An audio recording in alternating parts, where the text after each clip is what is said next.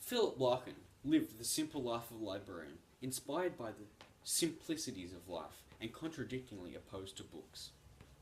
He published his first poem collection in 1945, and so began his depressing journey, crushing the hopes and dreams of poem fanatics everywhere.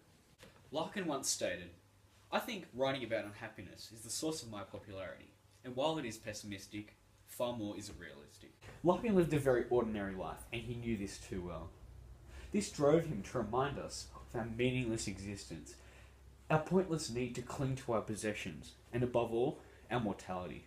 Larkin lived in times in the threat of a Cold War, and the first real spike in consumerism, which most likely drove him to broadcast his motto of, "What's the point in life?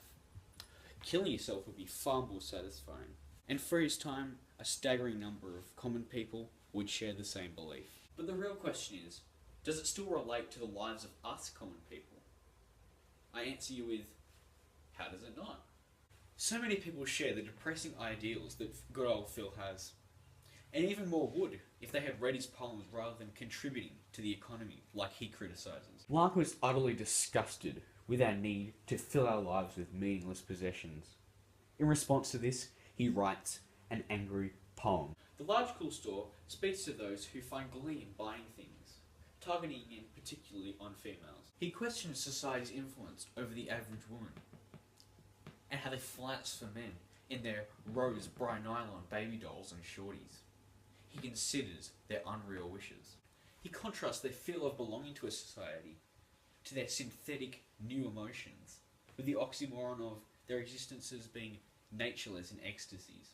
He challenges the generic lives that the women think are unique, with the imagery of their low terraced houses and the store's clothes set out in simple sizes plainly, and it shows how metaphorically the shop conjures people from everywhere. Larkin reflects on the customers and how their will to please their partners with these empty objects shows how separate and unearthly love is. Larkin does not understand women, and he cannot simply fathom how they continually fill their lives with these products. Not all of Larkin's poems are as saddening and pessimistic as most. Here it takes us on a journey on the wind, or on a train, or in a plane, whatever you make of it. And while the poem does keep to the generic Larkin emptiness of life, he allows his sense of wonder and reflection loose, rather than his disgust or abhorrence. Larkin uses the alliteration of cut-price crowd, skies and scarecrows, and cranes cluster to increase the flow of the poem, and uses the sibilant sounds of haystacks, hares, thin and thistled, and sharp shoes to give the poem a light, fluid feel. We feel throughout the poem a sense of detachment to the unfenced freedom known as here.